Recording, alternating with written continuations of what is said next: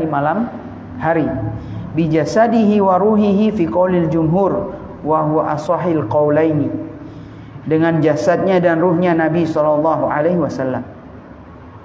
Karena Isra ini ada makna mengandung kegaiban dan saking cepatnya, maka jangan sampai kita bertanya, kalau Nabi menaiki buraq sebagaimana dalam hadis nanti kita akan sebutkan, hadis Anas bin Malik, larinya buraq itu sejauh mata memandang hewan ini, dia di atas tingginya, di atas keledai, di bawah bighal.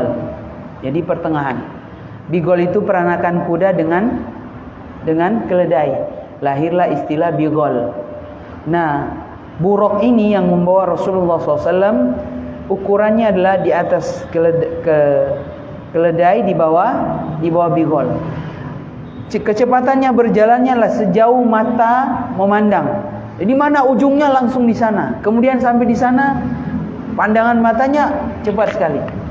Nanti kalau antum bertanya, luar biasa, apa Nabi enggak jatuh, enggak oleng, pakai ini enggak, diikat enggak, atau terus kulitnya tertarik-tarik enggak?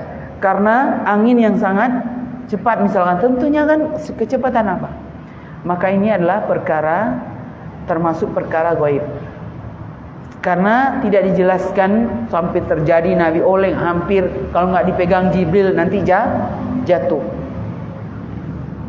Maka ini adalah rahasia yang tidak disebutkan secara langsung. Tapi para ulama mengatakan Nabi berangkat dengan jasadnya dan ruhnya. Jelas? Ila Baitul Maqdis, ke Baitul Maqdis. Summa urija ila sama, summa urija bihi ila sama. Kemudian dinaikkan Rasulullah sallallahu alaihi wasallam itu ke langit. Ai su'ida bihi ila sama, atau dinaikkan. Su'ida, naik apa ini? Dinaikkan. Teman-teman sekalian, barakallahu fikum ajma'in. Hadis dari Anas bin Malik. Anas bin Malik, kemarin kita disampaikan, kemudian malaikat Jibril naik bersamaku ke langit. Yang menceritakan ini siapa? Rasulullah sallallahu alaihi wasallam. Dan ketika sampai di langit pertama, ada pintunya sehingga harus minta izin. Siapa ini? Maksudnya Jibril. Siapa yang bersama anda? Bersamaku adalah Nabi Muhammad. Apakah dia telah diutus di dunia? Ya, dia telah diutus. Dibukakanlah pintu langit pertama. Siapa yang berada di sana? Nabi Adam alaihissalam. Kemudian dia mengucapkan ahlan wa sahlan, selamat datang, disambut dengan sambutan hangat, didoakan kebaikan untuknya. Kemudian Nabi melanjutkan perjalanan. Nah, ini bersegera. Jadi nggak ada tinggal duduk-duduk bincang-bincang seharian, nggak ada. Berapa menit? Kalau ada pertanyaan, di langit pertama sama nggak waktunya dengan langit ke dunia? Langit apa? Langit dunia, atau sama nggak dengan waktu di dunia 24 jam? Ini tidak disebutkan secara spesifik. Maka perkaranya adalah beriman terhadap hal yang gaib. Karena ini hal termasuk hal yang gaib, perkara Isra dan Mi'raj. Baik, kemudian sampai naik lagi ke atas langit kedua, diketuk lagi pintunya sama dengan yang pertama. Siapa ini? Jibril. Siapa yang bersama anda? Nabi Muhammad. Apakah dia telah diutus? Ya, telah di Yahya alaihissalam. Kemudian disambutlah Nabi SAW dengan sambutan yang hangat, ditanyakan bagaimana keadaannya dan didoakan kebaikan baginya. Teman-teman sekalian, ikhwan wal akhwat, barakallahu fikum ajma'in. Para ulama mengatakan bahwa di sini di langit kedua jasad Nabi Isa alaihissalam itu bersama jasad dan ruh. Karena di dalam hadis bahwa Nabi Isa itu tidak wafat, dinaikkan ke atas langit. Ternyata berada di atas langit kedua bersama Nabi Yahya alaihissalam. Seluruh nabi yang lain itu sudah tinggal ruhnya, tapi Nabi Isa alaihissalam bersama jasadnya. Yang nanti pada peristiwa hari kiamat akhir zaman, Nabi Isa akan diturunkan lagi oleh Allah Subhanahu wa taala, jasad dan rohnya. Jadi manusia kembali.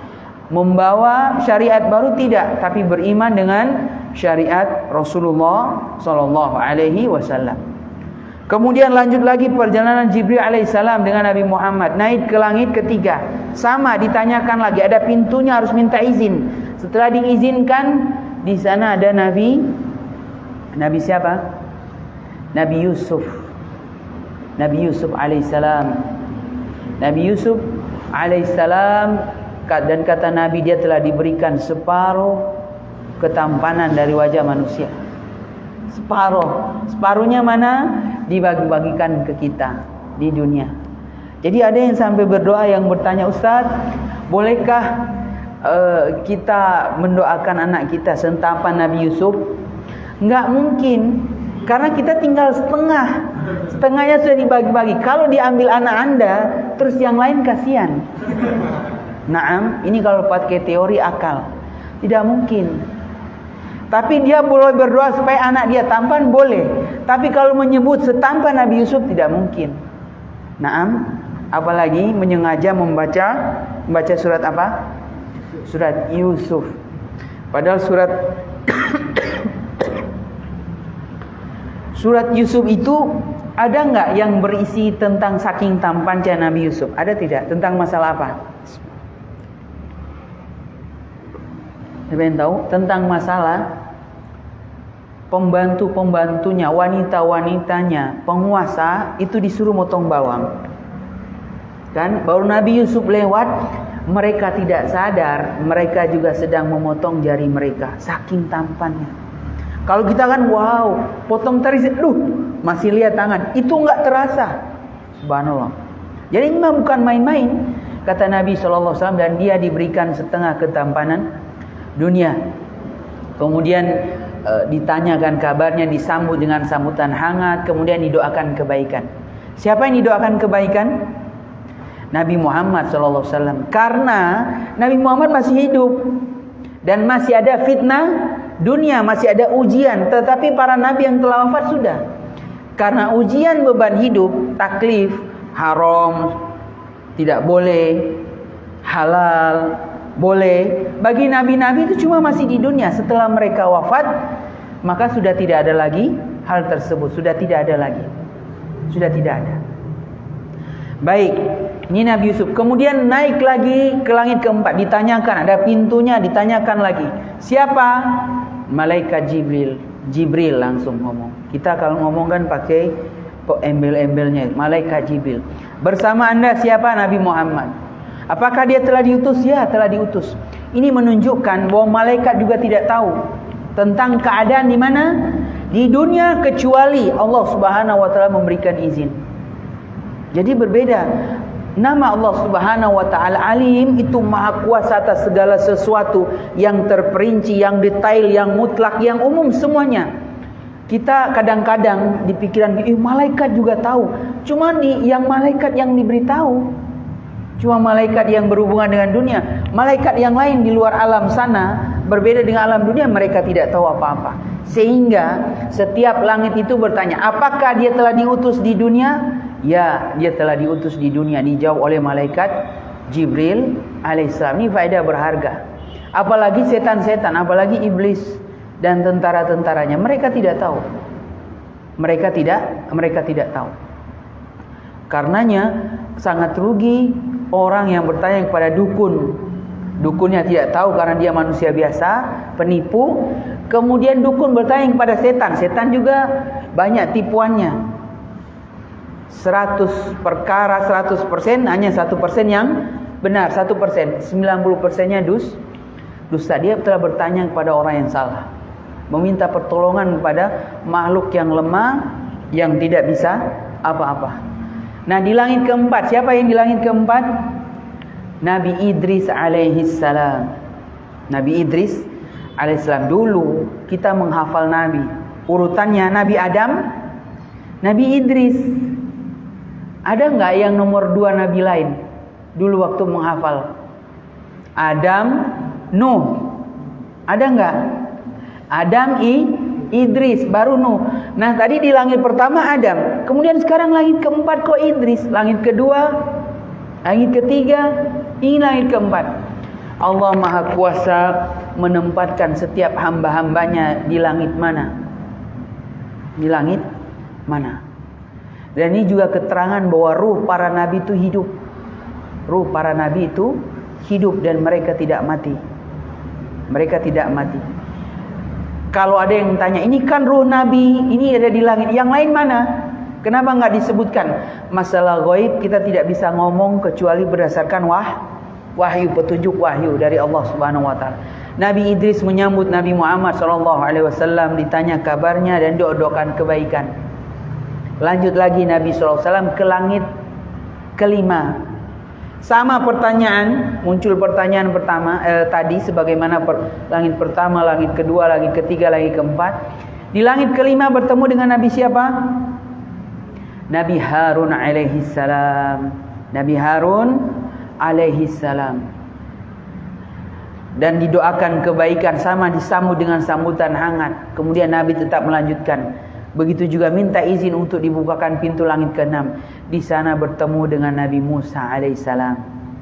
Didoakan kebaikan, didoakan rahmat agar perjalanannya ini sukses. Kemudian sampai ke langit ke-7. Langit ke-7 di sana ada siapa? Nabi Ibrahim alaihissalam, dan Nabi Ibrahim sedang bersandar di Baitul Ma'mur. Dan Baitul Ma'mur itu apa? Bait itu kan semacam rumah, bangunan yang di sana masuk 70.000 malaikat tiap hari, tidak keluar sesudah itu. Bayangkan jumlah pasukan Allah Subhanahu wa taala. Allah Maha Kuasa, 70.000 malaikat tiap hari. Dari berapa tahun yang lalu itu peristiwa Mi'raj ini.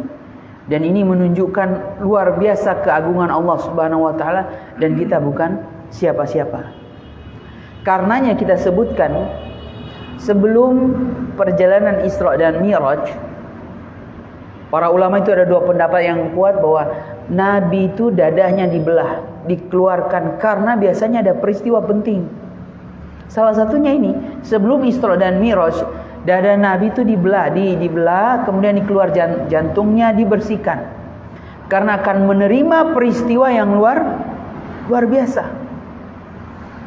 Sehingga tadi bayangkan nih, dan tingginya Nabi Ibrahim alaihissalam disebutkan di dalam hadis ini berapa tingginya? Berapa tinggi Nabi Ibrahim alaihissalam? Siapa yang tahu?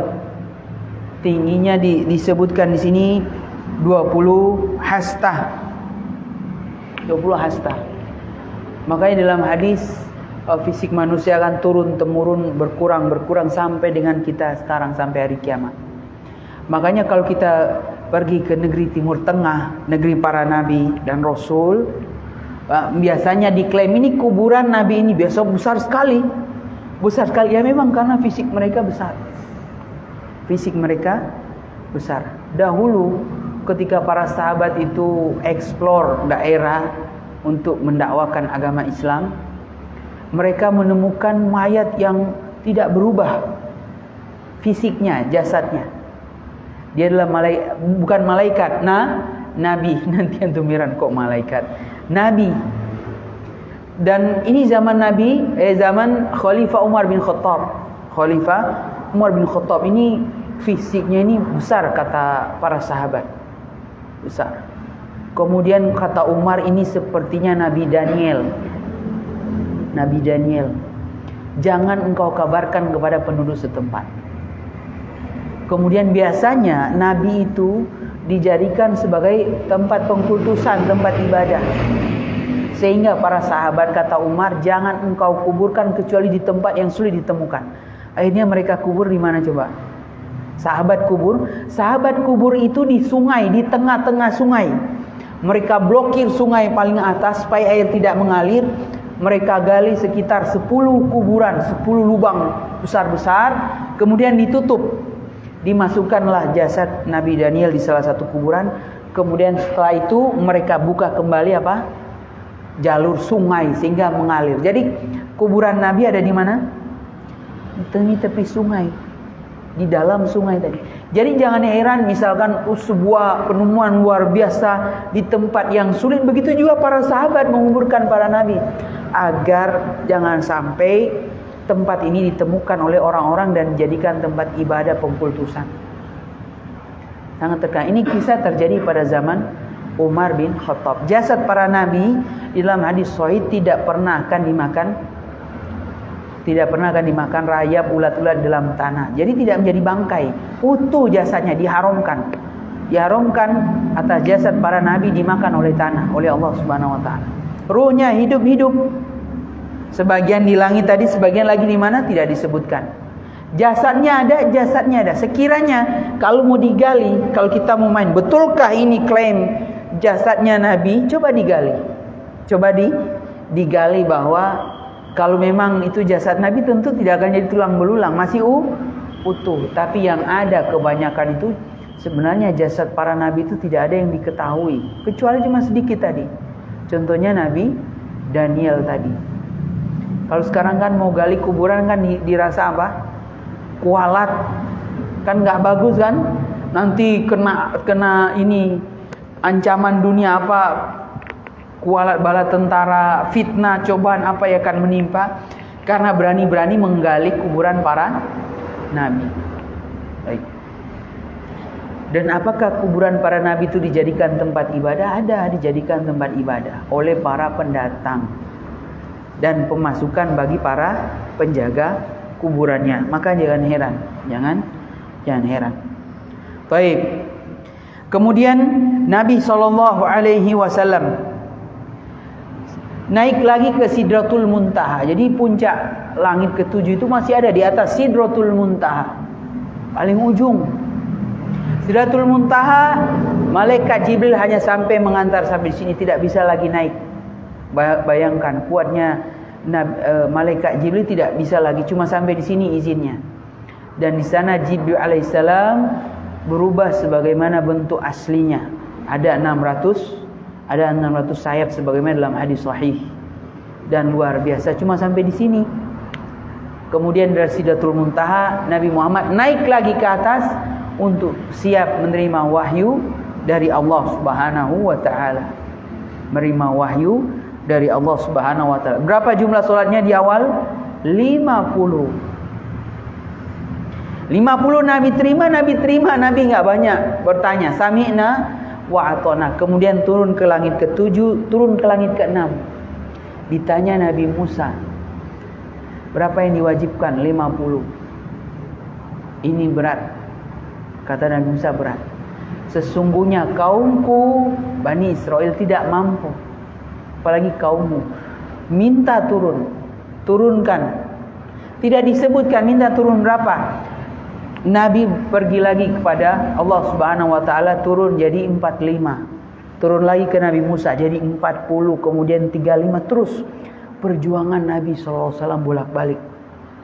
Bayangkan kita 3 kali bolak-balik aja sudah bosan. Kan coba praktek. Beli ini salah, beli lagi kembali ke warung salah, 3 kali marah, pergi saja saya enggak mau. Bayangkan kesabaran Rasulullah SAW. Dari 50, 45, itu 55 menghadap Musa, kembali lagi ke atas. Sabarnya Rasulullah SAW menerima perintah wahyu dari Allah, tujuannya untuk meringankan beban umat kaum muslimin. Kemudian kita di zaman sekarang untuk sholat 5 waktu masih ogah-ogahan, masih 3 waktu, 2 waktu lah, atau sepekan sekali lah. Sudah untung saya sudah muslim itu sholat Jumat. Sungguh luar biasa kesombongannya Nabi SAW, perjuangannya untuk meminta keringanan kepada Allah agar kewajiban sholat diturunkan sampai akhirnya jadi 5. Dan ini menunjukkan apa? Kasih sayangnya para nabi terdahulu, di antara Nabi Musa alaihissalam kuatnya melawan Fir'aun, tapi luar biasa kasih sayangnya sampai kepada umat Nabi Muhammad SAW. Minta agar Rasul minta permohonan kepada Allah agar dikurangi bebannya. Sesungguhnya kaumku, maksudnya Nabi Musa, kaumku itu orang-orang kuat. Ini kaum yang beriman ya, bukan Fir'aun. Ya Fir'aun jangankan sholat, dia tidak mau beriman terhadap kenabian Nabi Musa alaihi salam. Maka Nabi Musa ini sangat sayang juga kepada umat. Kasih sayangnya kepada umat Nabi Muhammad, kaummu tidak ada mampu, karena kaumku saya sudah coba. Dan disebutkan bahwa Bani Israel sholatnya itu enggak sampai 5 waktu. Enggak sampai 5 waktu, cuma sholatnya agama yang terakhir, agama Islam itu 5 waktu. Dari 50 turun menjadi 5. Kemudian setelah 5, Nabi Musa juga masih meminta keringanan, minta kepada Allah agar diringankan. Kemudian Rasulullah SAW memberikan alasan, saya sudah malu kepada Robku. Bayangkan kesabaran Rasulullah SAW menghadapi Nabi Musa. Kalau kita, pergi aja kamu sana, kamu aja yang pergi. Tapi tetap menjawab dengan lemah lembut, terkenal dengan akhlak yang mulia. Saya sudah malu kepada Robku untuk meminta keringanan. Jadi sampai dengan 5, kemudian Nabi turun seterusnya sampai ke bawah. Sampai turunnya, setelah itu turun ke Baitul Maqdis enggak, sudah langsung ke mana? Ke Makkah. Jadi itu perjalanannya ya, dari Makkah, Baitul Maqdis, naik ke atas langit ke-7, dari sana baru langsung ke mana? Ke Makkah. Jadi jangan beranggapan turun lagi ke Baitul Maqdis baru ke Makkah lagi. Tidak, langsung setelah itu ke Makkah. Jadi ini perjalanan yang luar biasa bagi Rasulullah SAW. Cepatnya bukan main. Bayangkan, memangnya lain ke langit 1, ke 2 dalam semalam. Bayangkan, langit ke 1, ke 2 itu jauhnya luar biasa. Tapi dalam semalam, maka tadi waktunya jangan tanya, karena ini masuk perkara goib. Jangan dikiaskan dengan akal kita. Yang 20, yang berapa? Anggaplah 12 jam malam itu. Malam ada nggak 12 jam? Nggak nyampe kan? Coba dihitung dari terbenam matahari sampai sekarang. Dari terbenam matahari sampai fajar, subuh. Berapa jam itu? Kita kalau ini jam berapa? Azan maghrib. Berapa? 5:30. Sudah atau 5:45? 5:40? Ya, 5:30 lah kita bulatkan. Kalau azan subuh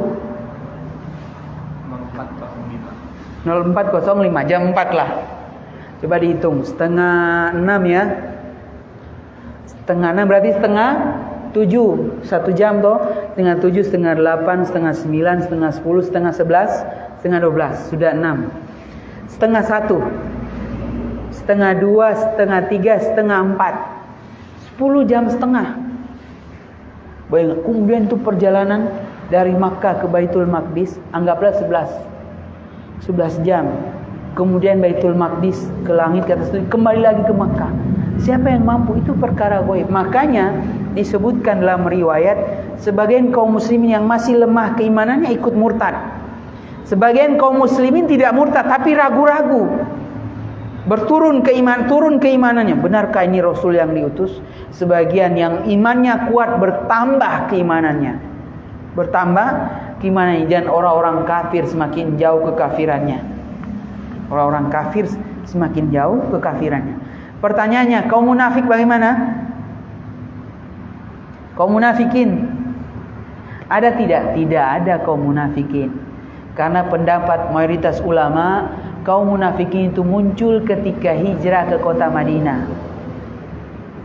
Apalagi setelah perang Badar, kaum muslim menang, muncul orang-orang munafikin, dengki pada Nabi. Ini kan masih periode dakwah di kota Makkah. Karena periode menerima perintah wahyu salat. Kemudian teman-teman sekalian, barakallahu fikum ajma'in. Perintah wahyu di sini salatnya itu adalah 5 waktu kan?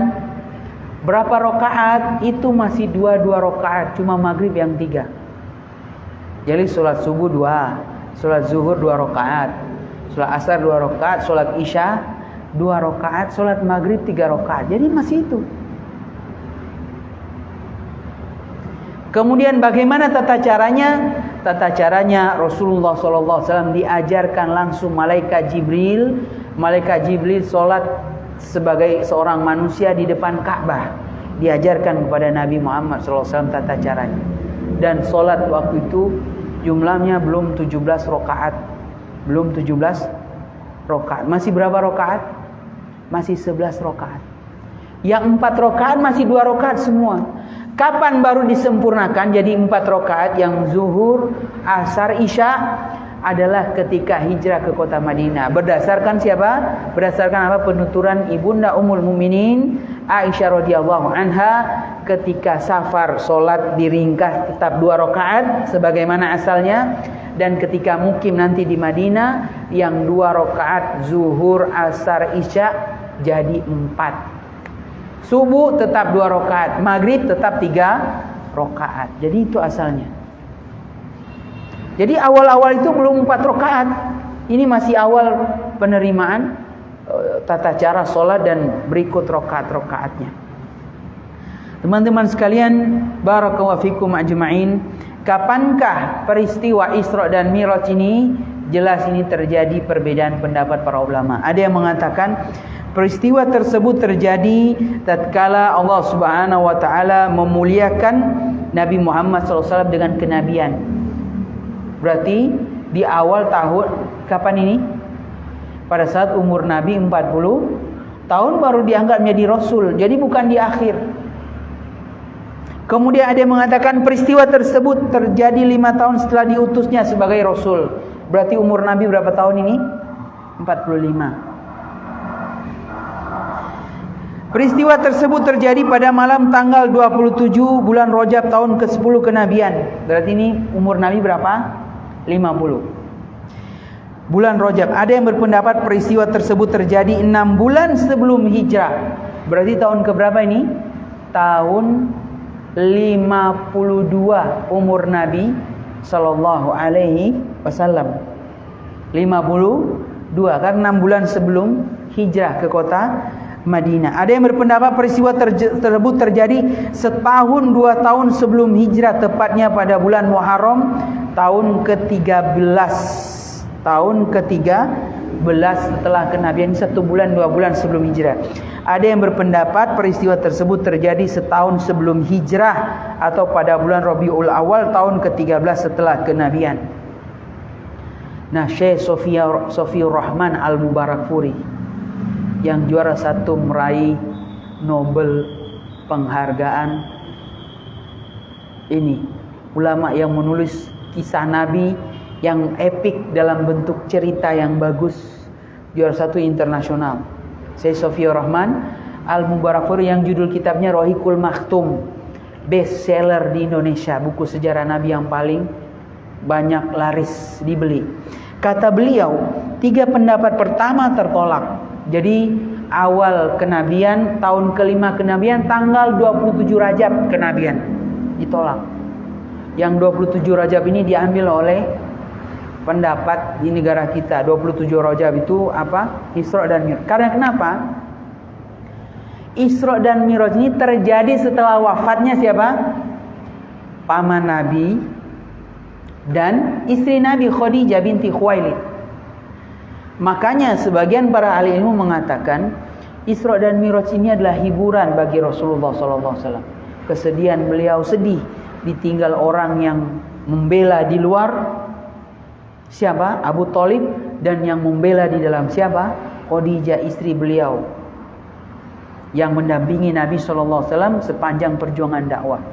Khadijah meninggal bulan Ramadan. Nah ini bulan Rajab. Kata para ulama, coba dihitung Rajab dengan Ramadan mana duluan? Muharram, Safar, Rabiul Awal, Rabiul Akhir, Jumadil Ula, Jumadil Akhir, Rajab, Sya'ban, Ramadan. Seharusnya terjadinya itu Muharram atau Rabiul Awal sesudah Ramadan. Nah, kita mengambil salah satu pendapat yang terlemah. Ini menurut penelitian ulama yang mendapatkan juara 1 internasional, penulis sejarah Rasulullah sallallahu alaihi wasallam, Syekh Sofiur Rahman Al-Mubarakfuri dari negeri mana ini? Beliau dari negeri India.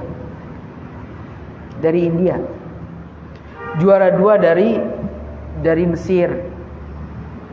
Juara 3 dari Indonesia kalau tidak salah. Juara 3 dari Nabawi, Masjid Nabawi, dari Madinah. Nah, apa faedah pelajaran? Jadi banyak sekali pelajaran dari hal ini, bahwa Isra dan Mi'raj itu tidak penting tanggalnya karena tidak ada ketentuan pasti. Kalau penting pasti akan dikabarkan minimal satu riwayat Tapi ternyata tidak ada. Yang penting dari Isra dan Mi'raj apa? Nilai isi dari wahyu yang diterima Rasulullah SAW. Apa itu? Sholat 5 waktunya, pelaksanaannya, prakteknya. Ada nggak sholat kaum muslimin 5 waktu? Ini yang penting. Jadi jangan meremehkan waktu sholat. Makanya para ulama itu menasihati, jangan sekali-kali selama engkau masih muslim, jangan tinggalkan sholat. Jangan tinggalkan sholat. Walaupun engkau masih di mana? Walaupun engkau sholat di rumah, walaupun engkau sakit. Sakit ini paling banyak karena sudah sakit. Kayaknya saya sudah terbebas dari apa? Kewajiban sholat. Belum sampai Anda meninggal baru terbebas dari kewajiban sholat. Berdiri, duduk, berbaring. Tidak bisa berbaring, tinggal dengan isyarat. Antum masa perang, tunggulah nanti aman baru saya sholat. Tidak, dalam perang engkau diwajibkan sholat. Sholatnya bahkan ada. Sholat apa? Sholat khauf. Sholat 5 waktu dalam keadaan takut. Dibilang sholat khauf. Ada khusus sholatnya. Bagian depan itu bertahan, tidak bergerak. Bagian belakang itu sholat sehingga terhalang kan, dan seterusnya. Ada variasi sholatnya. Bahkan sampai 10 variasi sholat khauf, bermacam-macam. Jadi antum kalau ada yang sholat tangannya di pinggang sini, itu diantara bentuk sholat waktu itu sahabat, karena siap-siap dekat dengan apa ini? Senjata pedang. Jadi langsung kalau ada musuh langsung. Makanya ada sholatnya gini. Itu isyarat dari mengambil itu. Tapi kan kita sedang aman kok tangannya di pinggir, ya tidak cocok. Enggak cocok. Maka ini pelajaran yang berharga. Pelajaran selanjutnya dari peristiwa Isra Mi'raj adalah bahwa sebagai seorang muslim kita menerima berita tersebut dan ini valid. Isra dan Mi'raj itu diriwayatkan dari lebih dari 10 sahabat, mutawatir. Jadi kalau ada sahabat ngomong, oh Isra dan Mi'raj itu tidak ada, ketahuan berbohong, palsu, ketahuan dustanya. Karena sahabat yang lain, karena ini peristiwa besar. Nabi SAW itu ditanya orang-orang musyrikin, kalau engkau berangkat ke Baitul Maqdis, apakah engkau melihat kafilah-kafilah dagang Quraisy? Kan minimal lewat ya. Luar biasa kecepatan. Kan kalau kita alasan, saking cepatnya saya nggak bisa lihat. Tetapi ternyata ketika ditanya ini, Nabi itu merasa susah. Tiba-tiba Nabi diilhami, di depannya ada gambaran siapa saja yang lewat itu. Jadi Nabi tahu kafilah dagang singgah di sini dalam perjalanan mau pulang. Dan ini kembali membuktikan mukjizat Rasulullah sallallahu alaihi wasallam. Karena ketika para kafilah dagang itu kan dari Syam, ini musim panas. Bila Syam kan di daerah Palestina dan sekitarnya. Setelah sampai mereka, Nabi sudah pulang duluan, sudah pidato. Apakah kalian singgah di sini ya? Kafilah dagang belum pulang masih di sini ya? Kok kalian tahu? Nabi SAW yang memberitahukan. Karena Nabi melewati perjalanan tadi. Dan ini membuktikan apa? Semakin benar risalah yang dibawa Rasulullah sallallahu alaihi wasallam. Maka kita beriman dengannya, kemudian menerima berita tersebut dan tidak mungkin menolak berita tersebut karena dia adalah sesuai dengan kenyataan. Walaupun akal tidak bisa mencerna. Kita saja di zaman modern, walaupun mungkin akal kita bisa masuk akal, oh iya, karena pesawat canggih kan, pesawat jet tercepat, pesawat perang sana kemari antar negeri kan, cuma beberapa menit mungkin. Dari Indonesia pesawat cepat itu, misalnya pesawat dan seterusnya.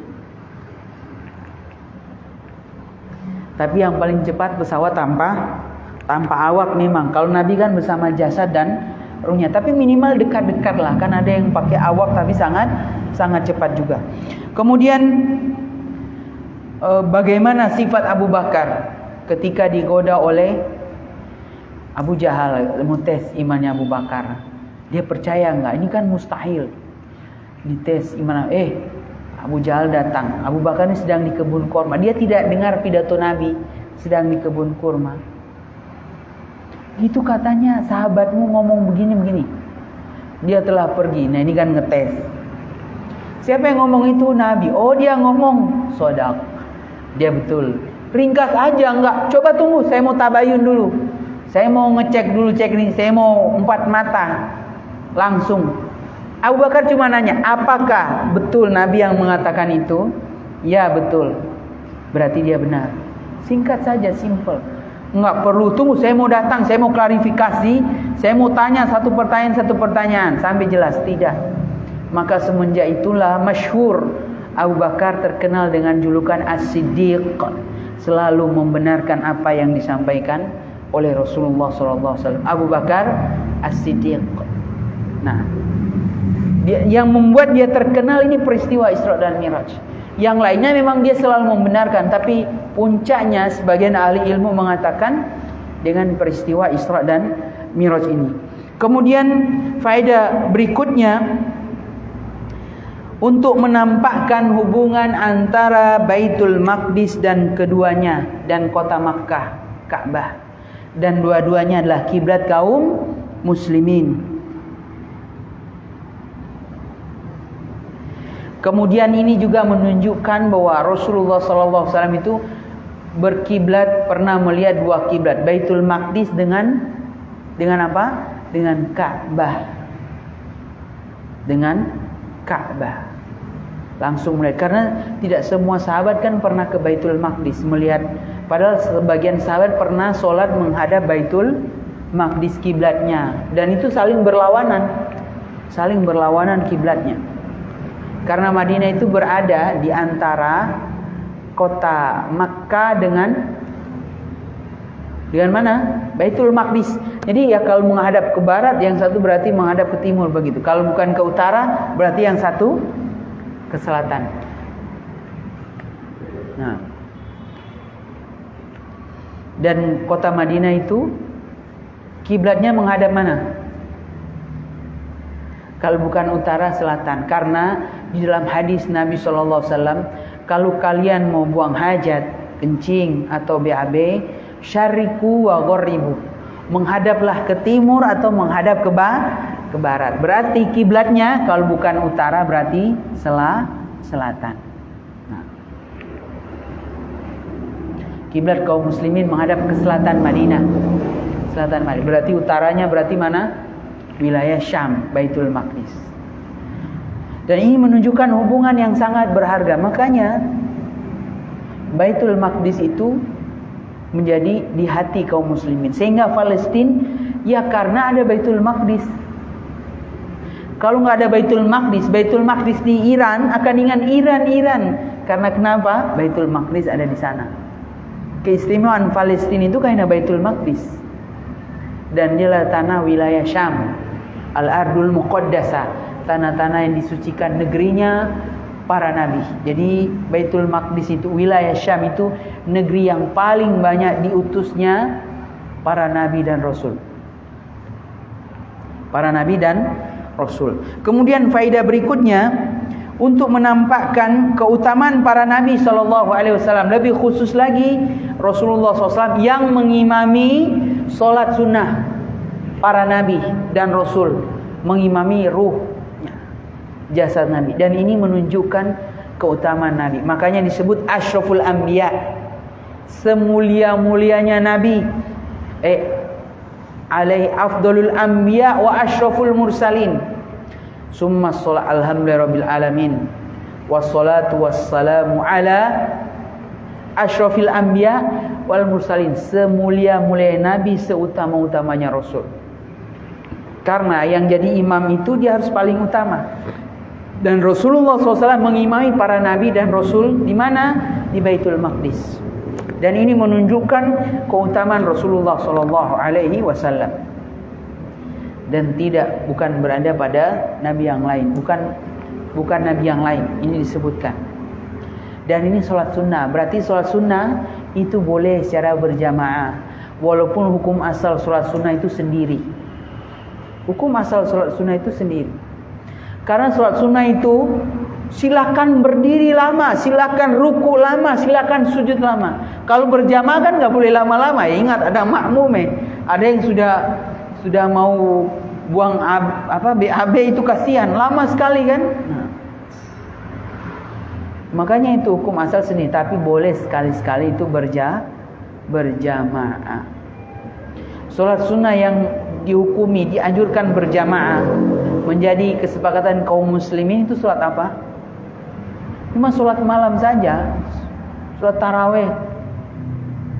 Yang lainnya itu yang lainnya itu lebih baik sendiri. Sholat taraweh itu dianjurkan berjamaah menjadi sunnah khulafaur rasyidin, yaitu di zaman Umar bin Khattab. Yang lainnya dianjurkan sendiri. Sholat tarawih sebagaimana kita pada Ramadan. Yang lainnya itu dianjurkan sendiri, walaupun boleh berjamaah. Sholat tahajud. Nah, baik. Kemudian yang disyariatkan juga sholat gerhana matahari, gerhana bulan, sholat istisqa, karena ada panggilan dari imam, as-sholatu jami'ah, ayo sholat berjamaah.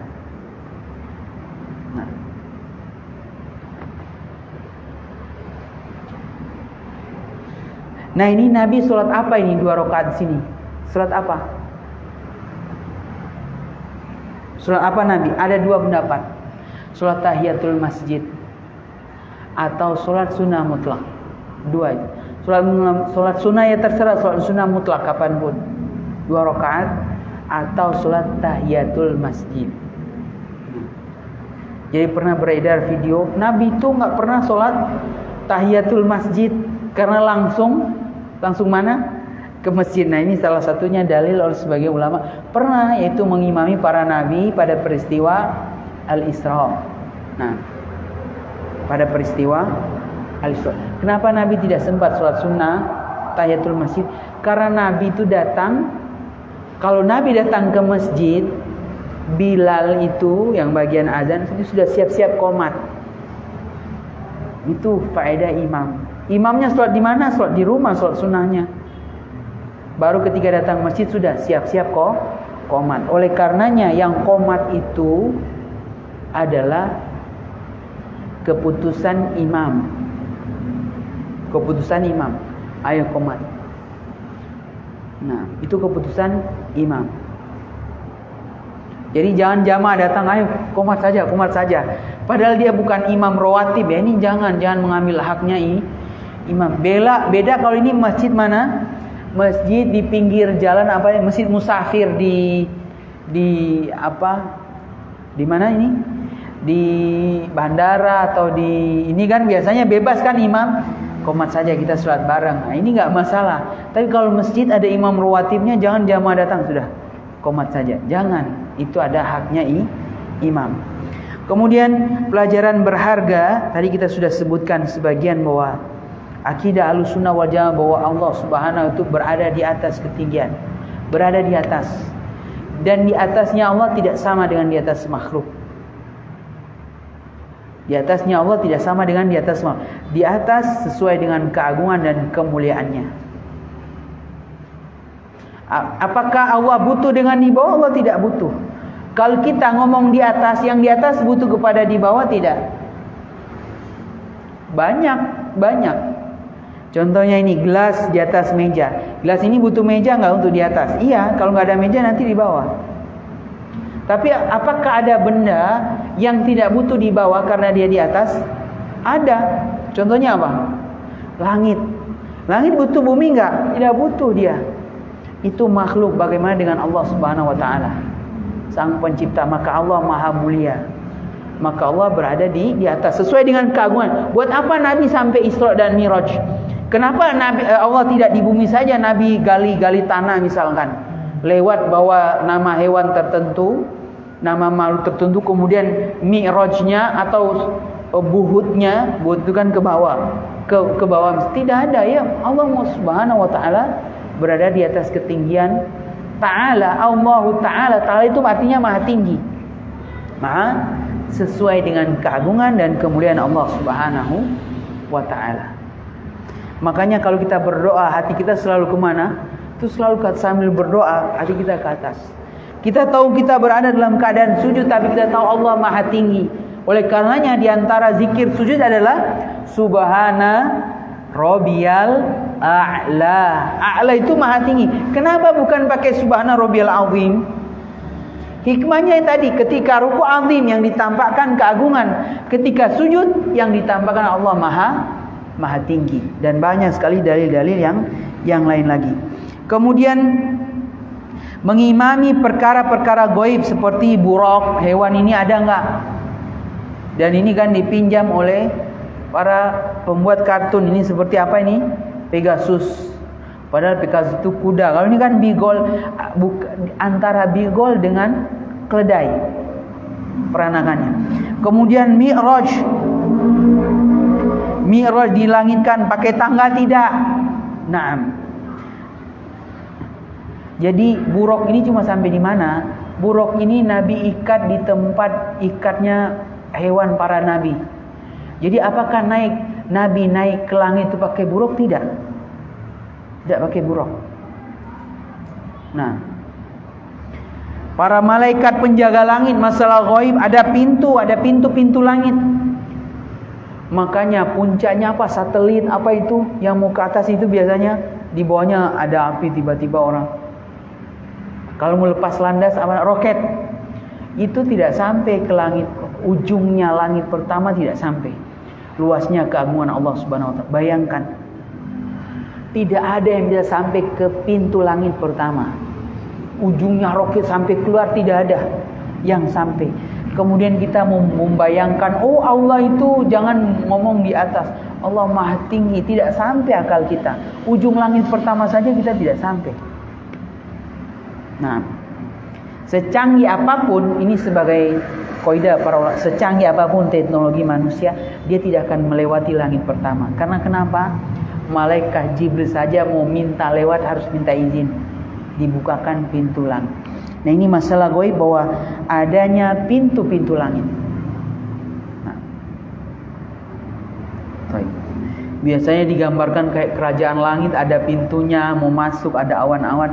Bukan seperti itu. Ini masalah gaib. Itu cuma gambaran di kartun-kartun saja. Kemudian Baitul Ma'mur. Baitul Ma'mur ini seperti apa? Kolosium kah? Atau tempat podium, ruangan besar? Wallahu alam. Namanya Baitul Ma'mur. Itu saja. Kemudian Sidratul Muntaha. Ujungnya ujung. Muntaha itu artinya ujung. Bayangkan. Ujungnya ujung. Nabi masih ke atas lagi. Allahu Akbar. Masalah gaib, masalah gaib. Beserta sifat-sifatnya surga dan neraka. Nah, di dalam hadis riwayat Anas ini tidak disebutkan secara rinci tentang sifat-sifat surga dan neraka. Nabi Muhammad SAW diperlihatkan sifat-sifat surga, diperlihatkan sifat-sifat neraka. Diperlihatkan sifat-sifat surga, diperlihatkan sifat-sifat neraka. Di antaranya yang disebutkan adalah orang yang tukang gibah, tukang hoaks, tukang dusta itu bibirnya itu digantung kemudian diseret. Allahu Akbar. Luar biasa. Kengerian. Dan ini menunjukkan bahwa surga dan neraka sudah diciptakan, sudah siap. Sudah diciptakan. Kemudian penetapan tentang hidupnya para nabi alaihimussalam di kubur-kubur mereka. Tetapi kehidupan mereka kehidupan barzakhiyah, bukan kehidupan dunia. Berbeda kan kehidupan barzakhiyah dengan kehidupan dunia. Makanya ada yang di langit tadi tanya, mana nabi-nabi yang lain? Wallahu alam, karena kehidupan kita sudah beda. Dan kita tidak ngomong kecuali berdasarkan petunjuk wahyu. Kemudian banyaknya jumlah para malaikat dan tidak ada yang mengetahui jumlahnya kecuali para nabi dan rasul. Kecuali Allah Subhanahu wa taala. Para nabi dan rasul pun tidak ada yang tahu. Nanti berapa jumlah malaikat? La ya'lamu illallah. Tidak ada yang mengetahui kecuali Allah Subhanahu wa taala. Jangankan malaikat, para nabi saja, pendapat yang paling kuat tidak ada yang tahu jumlah para nabi. Ada hadis jumlahnya 125.000 tapi pendapat itu lemah.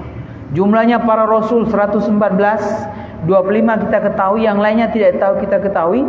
Kata para ahli ilmu setelah diteliti hadisnya lemah. Dan jumlah para nabi dan rasul hanya Allah Subhanahu wa taala juga yang tahu. Rasul kita, Rasul Muhammad diutus untuk seluruh makhluk, alam manusia dan alam jin. Adapun Rasul yang lain cuma diutus pada kaumnya masing-masing. Dan ada bangsa, ada kaum yang kita tidak tahu berita kepada mereka, dari mereka tidak sampai kepada kita. Makanya dalam surah Al-Qasas dijelaskan ada rasul-rasul yang kami beritahu, ada juga lam naqsushum alaik, dan ada juga rasul-rasul yang kami tidak kisahkan kepadamu. Jadi kita tidak tahu, apalagi jumlah malaikat. Naam. Nabi Muhammad SAW adalah kalimur rahman, orang yang diajak bicara langsung oleh Allah Subhanahu wa taala. Kalimur rahman yang lain siapa? Siapa yang tahu? Nabi Musa alaihissalam. Nabi Musa itu diistimewakan, diajak langsung bicara oleh Allah Subhanahu wa taala. Dan nabi yang kedua adalah Nabi Muhammad SAW, menerima wahyu langsung berbicara tanpa terjemah, tanpa penerjemah. Dan Allah Maha tahu, Maha berilmu, Maha kuasa atas segala sesuatu. Nanti orang tanya, berarti bahasa Arab dong? Ya, bahasa Arab. Apakah Allah tidak tahu bahasa yang lain? Maha suci Allah, dan Allah Maha tahu atas semuanya. Karena sifat Allah Subhanahu wa taala Maha berilmu. Oleh karenanya ditanyakan kepada para ulama, bolehkah berdoa selain dari bahasa Arab? Boleh. Boleh. Karena Allah Maha kuasa, Maha tahu atas segala bahasa. Nah, kemudian tingginya kedudukan sholat wajib karena langsung diterima dari Allah Subhanahu wa taala, bukan diturunkan di atas bumi. Kasih sayang dan perhatian Nabi Musa alaihissalam kita sudah sebutkan tadi, bahwa Allah memiliki sifat berbicara sesuai dengan keagungan dan kemuliaannya. Penetapan adanya nasakh, penghapusan hukum, ini diambil dari mana? Faedah diambil dari mana? Penetapan adanya nasakh yang 50 jadi berapa tadi? 45, 40, 35 dan seterusnya. Itu kan dinasakh hukumnya. Begitu juga dalam Islam seperti keharaman khamar. Nah, perintah solat 5 waktu tadi ada yang 2 rakaat, kemudian nanti jadi 4 rakaat dan seterusnya. Surga dan neraka sudah ada sebagaimana kita sebutkan tadi. Para ulama menjelaskan bahwa peristiwa Isra dan Mi'raj hanya sekali, tidak 2 kali atau 3 kali. Karena ada pendapat syad yang nyeleneh, ada. Nah, ini pendapatnya aneh, nyeleneh.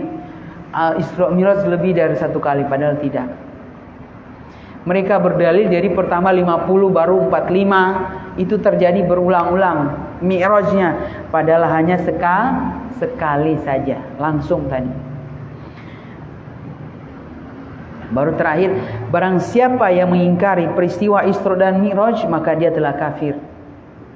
Dengan kesepakatan ulama. Pertama, kalau dia mengingkari maka dia telah menuduh Allah berdusta. Dari mana? Karena Allah mewajibkan sholat 5 waktu. Kalau dia mengingkari ini berarti tidak mungkin Allah berfirman, ya, menuduh Allah berdusta. Nah, yang kedua dia akan mengingkari rukun Islam, sholat 5 waktu itu sendiri, dan ini jelas-jelas keluar dari agama Islam. Dan ini jelas dalilnya. Inilah beberapa poin-poin penting bagian terakhir dari peristiwa Isra dan Mi'raj. Wallahu a'lam bishawab. Kalau ada pertanyaan kami persilahkan. Nah, baik, ada pertanyaan?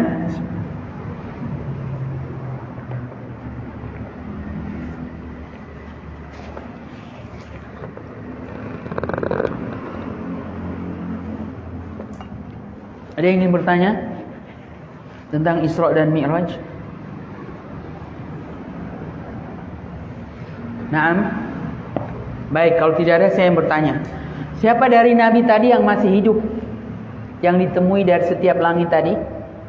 Nabi siapa? Nabi Isa alaihissalam. Jadi nabi bertemu dengan Nabi Isa ruh dan jasad.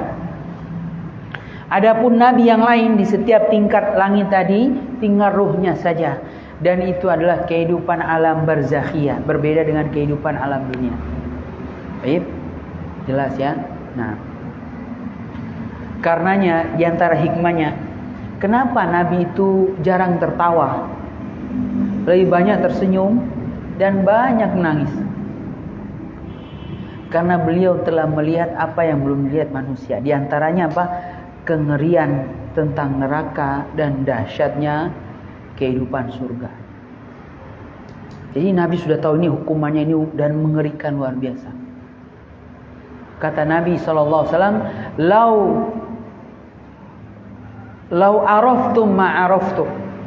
Sekiranya kalian mengetahui apa yang saya ketahui, la dhahiktum qalila wa la bakaitum katsira. Kalian akan sedikit tertawa, lebih banyak menangis. Nah, lebih banyak menangis. Maka sebenarnya untuk acara lucu-lucu itu tidak perlu. Karena biarkan dia datang apa?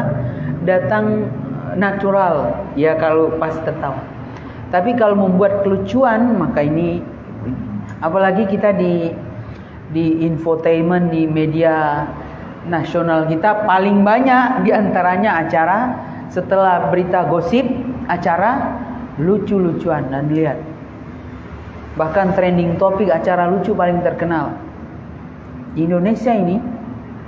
Nah, sehingga melupakan ini, sehingga banyak yang kadang-kadang kasus atau peristiwa luar biasa itu kok aneh, kayak nggak sadar. Di antaranya sudah dimatikan nanti karena terlalu banyak tertawa, terlalu banyak lucu-lucunya. Biarkan dia berjalan natural, jangan dibuat-buat. Bahkan lucu-lucu kita kan dikonsep, nanti begini akan buat tertawa. Bahkan kalau nggak lucu, datangkan penonton yang tertawa terbahak-bahak. Bahkan kalau tidak ada penonton, ada aplikasi cuma terdengar suara tertawa saja. Bayangkan. Nah, ini sekedar tambahan intermezzo saja. Kalau tidak ada pertanyaan, tidak ada. Barakallahu fikum. Subhanakallah bihamdika. Asyhadu an la ilaha illa anta. Astaghfiruka wa atubu ilaik. Assalamualaikum warahmatullahi wabarakatuh.